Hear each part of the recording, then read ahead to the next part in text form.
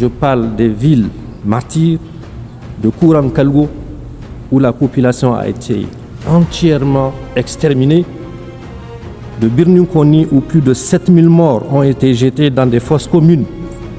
Je parle au nom des femmes enceintes, éventrées et des fœtus jetés en pâture aux charognards. Je parle au nom des femmes violées et des fillettes pendues. Je parle au nom des hommes fusillés et des résistants décapités. Au nom de mon pays, le Niger, je demande solennellement à la France de savoir, de faire devoir de mémoire, de faire devoir de mémoire et de reconnaître ses crimes, de reconnaître ses crimes, de reconnaître ses crimes. À ce sujet d'ailleurs, le général Tchani a mis en place une commission d'experts, d'universitaires et de scientifiques pour étudier cette période sombre de notre histoire et écrire l'histoire véritable de notre pays afin de rétablir les faits, de rétablir la vérité, nous réapproprier notre histoire et de donner à notre grand peuple toute sa dignité. Ensuite, le pillage de nos ressources au détriment des Nigériens et de l'environnement. En effet, un demi-siècle d'exploitation, l'uranium n'a apporté aux Nigériens que misère, pollution, rébellion, corruption, désolation et aux Français, prospérité et puissance. Vous allez à Arlit aujourd'hui, toutes les nappes phréatiques sont contaminées. C'est inacceptable.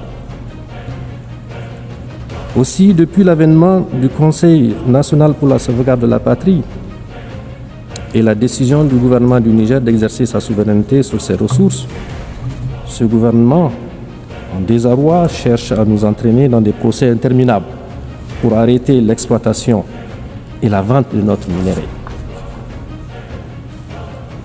Madame la Présidente, Mesdames et Messieurs, j'aimerais cependant dire avec force que loin de briser notre élan, l'adversité à laquelle nous faisons face a renforcé notre conviction, notre détermination à combattre jusqu'à la victoire finale, Inch'Allah, les terroristes et leurs sponsors.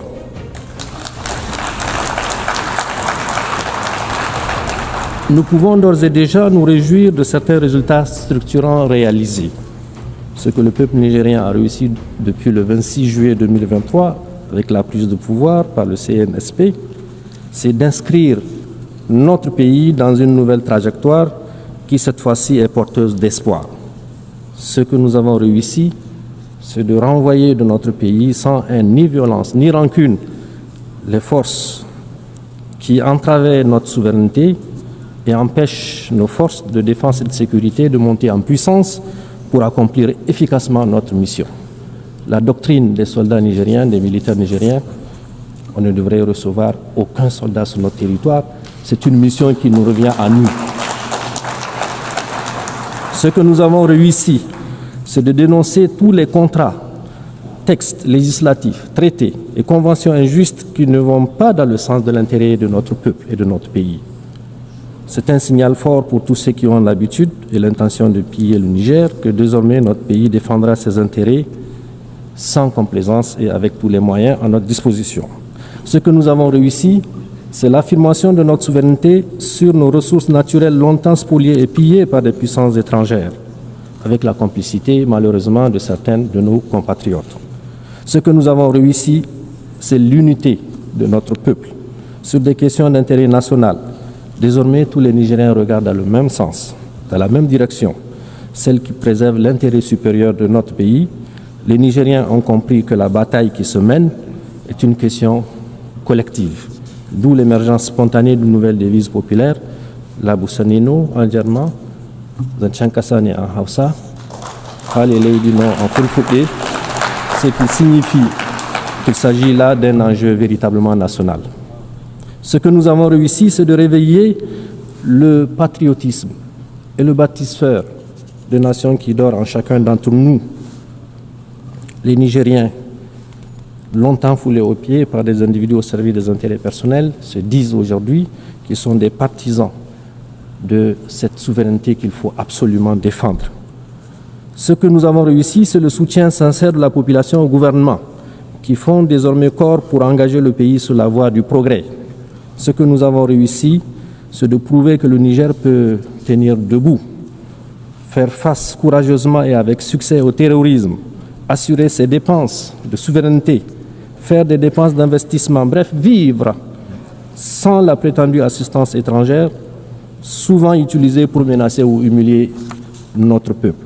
Ce que nous avons réussi, c'est que pour la première fois dans l'histoire de notre pays, les décisions qui engagent notre pays, notre peuple, sont prises au Niger, par des Nigériens, et dans l'intérêt du Niger et nulle part ailleurs. C'est d'ailleurs ce qui a permis, en toute responsabilité, et malgré le contexte difficile que nous connaissons, de prendre des mesures sociales, à la fois symboliques et fortes, qui sont, entre autres,